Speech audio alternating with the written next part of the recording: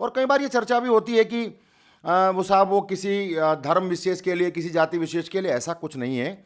जो जनसंख्या की स्थिति इस समय भारत के अंदर है, उस स्थिति में जैसे हमारे अपने संसाधन हैं, हम 1 अरब लगभग 40 करोड़ के आसपास पहुंचने वाले हैं।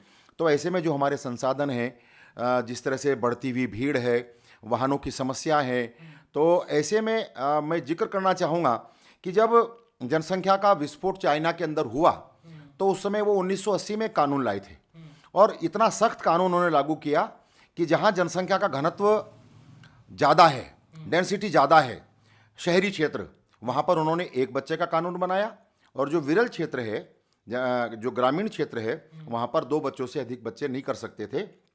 40 वर्ष हो गए, अब जाकर के, अब जो कम्युनिस्ट सरकार वहाँ की है, अब जाकर के उन्होंने उसमें ढील दी है और वो 1 बच्चे वाला कानून अब 2 तक हो गया है।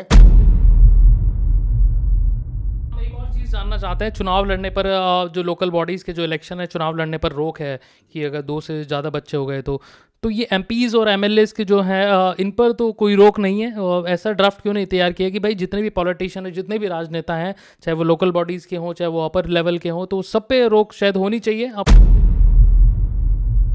ठीक है कि कुछ लोग जोड़ रहे हैं इसको कि साहब हमारे तो मजहब में इस तरह का प्रतिबंध जो है वो ठीक नहीं है, चूँकि शरिया कानून हमारे यहाँ लागू है। लेकिन मैं समझता हूँ कि हमारे देश के संविधान की जो प्रस्तावना है, उसकी प्रस्तावना में ये चीज़ लिखित है कि कोई जाति मजहब के आधार पर कोई भेद नहीं होगा और सभी लोगों को बराबर के अवसर उपलब्ध होंगे, समान स्वतंत्रता मिलेगी, सारी चीज़ें होंगी। मोदी जी ने यह भी कहा कि जनसंख्या नियंत्रण के लिए किसी भी प्रकार का किया गया कार्य वो देशभक्ति है। उत्तर प्रदेश में जनसंख्या नियंत्रण कानून को लेकर के एक ड्राफ्ट तैयार हुआ है और वो ड्राफ्ट मैं समझता हूं कि वो पूरे देश के लिए एक मार्गदर्शक, एक प्रेरक सिद्ध होगा। और उसमें जो उसके अंदर बिंदु हैं, उसमें निश्चित रूप से जो हमारे चुनाव हैं, स्थानीय निकाय के चुनाव हैं, उसमें तो पहले से ही 9 प्रदेश ऐसे हैं कि जहां पर हम स्थानीय निकाय के चुनावों में 2 बच्चों से अधिक जो मतलब माता पिता हैं, तो ऐसे व्यक्ति चुनाव नहीं लड़ सकते। लेकिन उत्तर प्रदेश का जो ड्राफ्ट है, उसमें न केवल लोकल बॉडीज़ के चुनाव की बात है, बल्कि उससे भी आगे जाकर के जो सुविधाएं हैं, चाहे वो सरकारी सुविधाएं अस्पताल की हों, चाहे वो उसकी अपने राशन की हों, तो उन सब, जैसे अभी आयुष्मान कार्ड बना, आयुष्मान कार्ड से उत्तराखंड में तो एक कदम आगे जाकर के सबके लिए बना और 5 लाख रुपए एक परिवार को प्रति वर्ष उसमें सुविधा है। लेकिन जब ये कानून बन जाएगा तो उस कानून बन जाने के बाद फिर वो मुफ्त वाली जो चीज़ है वो नहीं मिलने वाली है।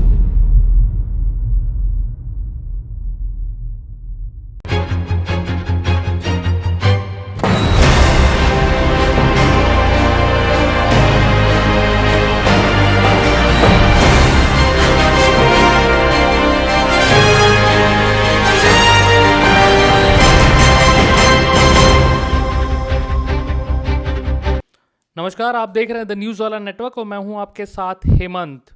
जनसंख्या नियंत्रण कानून को लेकर बहुत सारी वाद और विवाद अभी देश में चल रहा है और यूपी के ड्राफ्ट को लेकर खास चर्चा है। उसी विषय पर हम लोग बातचीत करेंगे। आज हमारे साथ मौजूद हैं डॉक्टर अनिल शर्मा जी, जो कि भारतीय जनता पार्टी के वरिष्ठ नेता हैं और उत्तराखंड माध्यमिक शिक्षक संघ के प्रदेश अध्यक्ष हैं।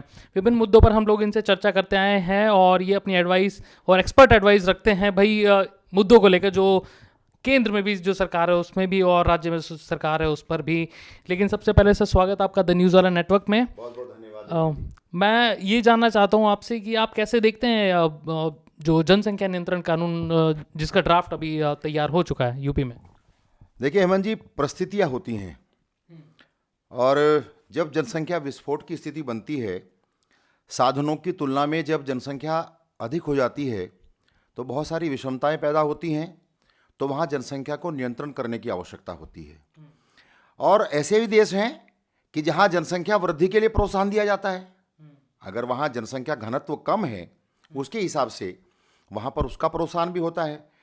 तो हम समझते हैं कि भारत में पिछले कुछ दिनों में जिस तरह से जनसंख्या बढ़ी है और उसके हिसाब से जो हमारे अपने संसाधन हैं, प्राकृतिक संसाधन भी हैं, दूसरी चीज़ें भी हैं, तो उसको लेकर के बहुत दिन से ये चर्चा है कि भाई इस कानून की आवश्यकता है। और उम्मीद तो ये थी कि केंद्र सरकार इस कानून को लेकर के आएगी, लेकिन अभी केंद्र सरकार उस कानून को नहीं लाई है। कोई बहुत सारे कारण हो सकते हैं, लेकिन इस समय जो चर्चा का विषय है वो ये है कि उत्तर प्रदेश में जनसंख्या नियंत्रण कानून को लेकर के एक ड्राफ्ट तैयार हुआ है। और वो ड्राफ्ट मैं समझता हूँ कि वो पूरे देश के लिए एक मार्गदर्शक, एक प्रेरक सिद्ध होगा। और उसमें जो उसके अंदर बिंदु हैं, उसमें निश्चित रूप से जो हमारे चुनाव हैं, स्थानीय निकाय के चुनाव हैं, उसमें तो पहले से ही 9 प्रदेश ऐसे हैं कि जहां पर हम स्थानीय निकाय के चुनावों में 2 बच्चों से अधिक जो मतलब माता पिता हैं, तो ऐसे व्यक्ति चुनाव नहीं लड़ सकते। लेकिन उत्तर प्रदेश का जो ड्राफ्ट है उसमें न केवल लोकल बॉडीज़ की चुनाव की बात है, बल्कि उससे भी आगे जा कर के जो सुविधाएं हैं, चाहे वो सरकारी सुविधाएं अस्पताल की हों, चाहे वो उसकी अपने राशन की हों, तो उन सब, जैसे अभी आयुष्मान कार्ड बना, आयुष्मान कार्ड से उत्तराखंड में तो एक कदम आगे जा कर के सबके लिए बना, और 5 लाख रुपए एक परिवार को प्रति वर्ष उसमें सुविधा है। लेकिन जब ये कानून बन जाएगा तो उस कानून बन जाने के बाद फिर वो मुफ्त वाली जो चीज़ है वो नहीं मिलने वाली है। राशन की भी उसमें स्थिति है, उसमें नौकरी की स्थिति है, और साथ में प्रोत्साहन भी है। अगर 2 बच्चों वाले जो दंपत्ति होंगे, एक उसमें सीमा होगी, या तो उनके पास में सर्टिफिकेट इस बात का हो, नसबंदी का सर्टिफिकेट हो, या फिर एक समय के बाद, जैसे कि 10 वर्ष तक कोई बच्चा नहीं हुआ तो इसके मान लिया जाएगा कि अब नहीं होने वाला है, तो उसके बाद में उनका विशेष इंक्रीमेंट, वेतन वृद्धि, उनके प्रमोशन, तो ऐसे करके दंडात्मक भी और उसमें उसको प्रोत्साहन करने के लिए भी, दोनों तरह से उस ड्राफ्ट में चीज़ें रखी गई हैं। बहुत अच्छा ड्राफ्ट बना है, और मैं समझता हूं कि उसकी आवश्यकता आज की स्थिति में, आज के परिप्रेक्ष्य में है। अच्छा, हमें ये बताइए कि ये क्लास जैसा आपको नहीं लगता कि भाई क्लास में अगर आप नंबर कम लाएंगे तो आपकी ये सुविधा हटा दी जाएंगी? ये इंदिरा गांधी से कैसे अलग है? वो स्ट्रिक्टनेस दिखाई नहीं देती इसमें। आपको नहीं लगता कि स्ट्रिक्टनेस नहीं है, सिर्फ दिखाने के लिए ऐसे ड्राफ्ट प्रिपेयर किए जा रहे हैं? लगता नहीं? नहीं, जब वो लागू हो जाएगा तो उसके लागू होने के बाद फिर हम इस प्रश्न को उठा सकते हैं कि उसके क्रियान्वयन में कितनी सख्ताई है। क्योंकि मैं समझता हूं कि जो वो ड्राफ्ट बना ही इसलिए है कि उसकी आवश्यकता है। और कई बार ये चर्चा भी होती है कि वो किसी धर्म विशेष के लिए, किसी जाति विशेष के लिए, ऐसा कुछ नहीं है। जो जनसंख्या की स्थिति इस समय भारत के अंदर है, उस स्थिति में जैसे हमारे अपने संसाधन हैं, हम 1 अरब लगभग 40 करोड़ के आसपास पहुंचने वाले हैं। तो ऐसे में जो हमारे संसाधन हैं, जिस तरह से बढ़ती हुई भीड़ है, वाहनों की समस्या है, तो ऐसे में मैं जिक्र करना चाहूँगा कि जब जनसंख्या का विस्फोट चाइना के अंदर हुआ तो उस समय वो 1980 में कानून लाए थे, और इतना सख्त कानून उन्होंने लागू किया कि जहाँ जनसंख्या का घनत्व ज़्यादा है, डेंसिटी ज़्यादा है, शहरी क्षेत्र, वहाँ पर उन्होंने 1 बच्चे का कानून बनाया, और जो विरल क्षेत्र है, जो ग्रामीण क्षेत्र है, वहाँ पर 2 बच्चों से अधिक बच्चे नहीं कर सकते थे। 40 वर्ष हो गए, अब जाकर के, अब जो कम्युनिस्ट सरकार वहाँ की है, अब जाकर के उन्होंने उसमें ढील दी है, और वो 1 बच्चे वाला कानून अब 2 तक हो गया है। लेकिन इन 40 वर्षों में जिस तरह से उन्होंने उसका क्रियान्वयन किया, उसको लाभ मिला उसका। नहीं तो आज चाइना की स्थिति ऐसी होती कि वो 2 अरब से ऊपर पहुंच गया होता, लेकिन जब उनको आवश्यकता पड़ी तब वो उन्होंने उसको बनाया और लागू भी किया। तो मुझे लगता है कि अभी उस पर चर्चा चल रही है, उसमें सुझाव आमंत्रित किए जा रहे हैं, सारी चीज़ें हैं, और वो जब ड्राफ्ट तैयार होकर के वो कानून के रूप में आने वाला है, और जब आएगा तो मुझे उम्मीद है कि योगी जी जैसे व्यक्ति तो उसको सख्ती से लागू करेंगे। चुनाव पर भी हम सवाल लेंगे, लेकिन हमने प्रधानमंत्री नरेंद्र मोदी का एक भाषण सुना था जिसमें उन्होंने कहा था कि भारत की आबादी में से 65% जो आबादी है वो युवाओं की है। तो पॉपुलेशन के अपने फायदे भी हैं, नहीं लगता आपको कि पॉपुलेशन के फायदे भी हैं? क्योंकि प्रधानमंत्री मोदी जिक्र कर चुके हैं इस बात का। प्रधानमंत्री जी ने निश्चित रूप से कहा है कि हमारे देश की जो जनसंख्या है वो युवा जनसंख्या है, जैसे आपने कहा, और उसके बहुत फायदे हैं। लेकिन हेमंत जी, यही जनसंख्या 20 वर्ष बाद फिर कहाँ जाएगी? तो ये जो आज के युवा हैं, निश्चित रूप से वो प्रौढ़ होने वाले हैं। मोदी जी ने यह भी कहा कि जनसंख्या नियंत्रण के लिए किसी भी प्रकार का किया गया कार्य वो देशभक्ति है। ये उन्होंने लाल किले की प्राचीर से कहा था पिछले वर्ष 15 अगस्त 2020 में उन्होंने बोला था कि उसमें हम उसमें जनजागरण का काम करें, उसमें स्वयं हम उस पर रोक लगाएं, तो ऐसा कार्य भी वर्तमान परिवेश में, वर्तमान परिस्थितियों में निश्चित रूप से वह भी देशभक्ति का कार्य है। और आज 65% युवा हैं। अब ठीक है, पीछे से युवा बढ़ेंगे, लेकिन वही कि हमारे संसाधनों की जो सीमा है उसके अनुसार एक सीमा से अधिक हम अफोर्ड नहीं कर पाते। और ये युवा भी, फिर स्थिति ये भी आएगी कि वो संख्या हम कहेंगे कि 65% हमारे जो है वो वृद्ध हैं। अच्छा, हम एक और चीज़ जानना चाहते हैं। चुनाव लड़ने पर जो लोकल बॉडीज़ के जो इलेक्शन है, चुनाव लड़ने पर रोक है कि अगर 2 से ज़्यादा बच्चे हो गए तो ये एमपीज़ और एमएलएज़ के जो हैं इन पर तो कोई रोक नहीं है। ऐसा ड्राफ्ट क्यों नहीं तैयार किया कि भाई जितने भी पॉलिटिशियन हैं, जितने भी राजनेता हैं, चाहे वो लोकल बॉडीज़ के हों, चाहे वो अपर लेवल के हों, तो सब पे रोक शायद होनी चाहिए। आपको नहीं लगता ऐसा? मैं भी आपकी बात का समर्थन करता हूं, लेकिन जब ये इस तरह के कानून लागू होते हैं तो उनकी तात्कालिक परिस्थिति देखी जाती है। और तात्कालिक परिस्थिति में एक मास लेवल पर, बड़े पैमाने पर जो हमारे जो लोकल बॉडीज के जो हमारे चुनाव हैं, निश्चित रूप से वो चुनाव पूरी जनसंख्या को प्रभावित करते हैं। यानी कि उसमें करोड़ों लोग चुनाव लड़ते हैं, चाहे वो हमारे स्थानीय निकाय के हों, चाहे हमारे हमारी जो पंचायत हैं, ग्राम पंचायत है, हमारा क्षेत्र पंचायत है, जिला पंचायत है, तो वो क्योंकि करोड़ों की संख्या में है, वहाँ का रिजल्ट हमको एकदम दिखाई देगा। मैं समझता हूँ जैसे मान लिया सांसद का चुनाव है तो कितना, लगभग 543 की संख्या हमारे लोकसभा की है, तो ऐसी स्थिति में मैं समझता हूँ कि उसके लिए चुनाव लड़ने वाले कितने होंगे, 5 गुना कर लो, 6 गुना कर लो। तो ऐसे में वो 2,500 या 3,000 या 4,000 व्यक्ति जो हैं, हालांकि उन पर भी लागू होना चाहिए। और मुझे लगता है, जो मेरी जानकारी में है, कि दूसरे चरण में फिर वो चीज़ भी आएगी, लेकिन पहले चरण में एक बड़ी संख्या को प्रभावित करने वाला जो कानून है लोकल बॉडीज से, वो वास्तव में बहुत बड़ी संख्या प्रभावित होती है। हम एक सवाल और इसमें लेंगे। हमने बहुत सारे केसेस ऐसे देखे हैं कि जो लोग शादी नहीं करना चाहते थे और उन्होंने शादी की सिर्फ इलेक्शन लड़ने के लिए, क्योंकि महिलाएं सीट वहां पर आ गई है। ऐसे किस्से भी बहुत सारी बार आए हैं कि महिला सीट आ गई तो पुरुष ने उनसे शादी कर ली और 35 से 40 की उम्र में उन्होंने कहा कि मैं शादी नहीं करूंगा, लेकिन अब मुझे चुनाव लड़ने के लिए यहाँ पर शादी करनी पड़ी।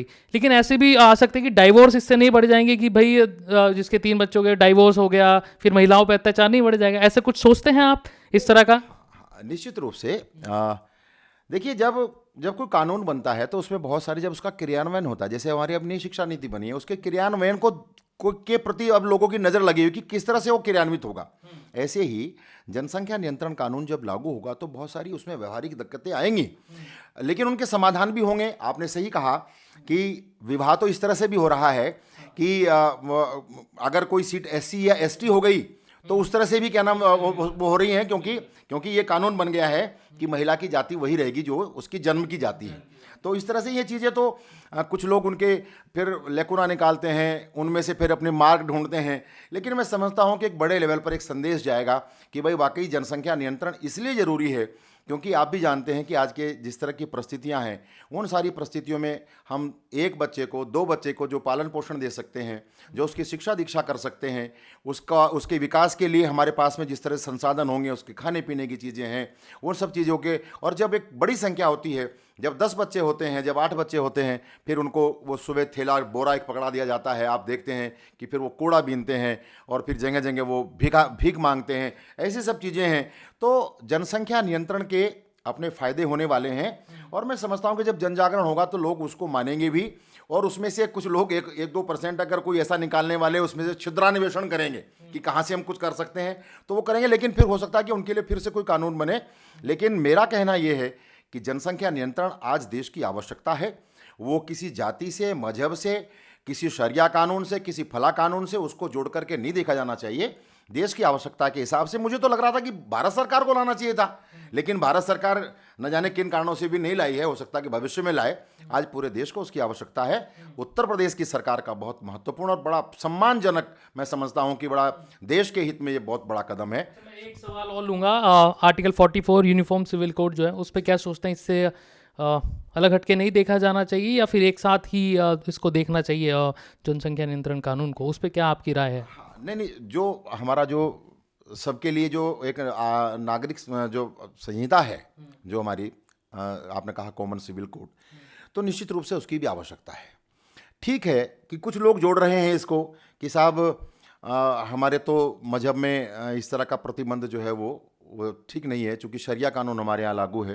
लेकिन मैं समझता हूँ कि हमारे हमारे देश के संविधान की जो प्रस्तावना है, उसकी प्रस्तावना में ये चीज लिखित है कि कोई जाति मजहब के आधार पर कोई भेद नहीं होगा और सभी लोगों को बराबर के अवसर उपलब्ध होंगे, समान स्वतंत्रता मिलेगी, सारी चीजें होंगी। तो फिर कहां पर ये मैं समझता हूं कि ये अब तक की अगर स्थिति रही है तो वो केवल राजनीतिक तुष्टीकरण है और उसके कारण से लोगों ने, जो अलग अलग सरकारें आई हैं तो वो इसको करती रही हैं। आज उसकी भी आवश्यकता है और समान नागरिक संहिता इस देश में आवश्यकता है, क्योंकि फिर चाहे वो जनसंख्या कानून हो, अन्य कानून हो, सब पर बराबरी से लागू होंगे। और जब वो बराबरी से लागू होंगे तो मैं समझता हूं कि देश के अंदर एक विभेद की स्थिति, जो कई बार एक विवाद की स्थिति बनती है, एक दूसरे से खिंचाव की, एक दूसरे से तनाव की स्थिति बनती है, उससे भी देश को निजात मिलेगी। और ये मैं उसका समर्थक हूं और मुझे लगता है कि देर सवेर हमारे देश के प्रधानमंत्री Narendra Modi ji common civil code को भी लेकर के निश्चित रूप से आने वाले हैं। बहुत बहुत शुक्रिया सर हमें समय देने के लिए।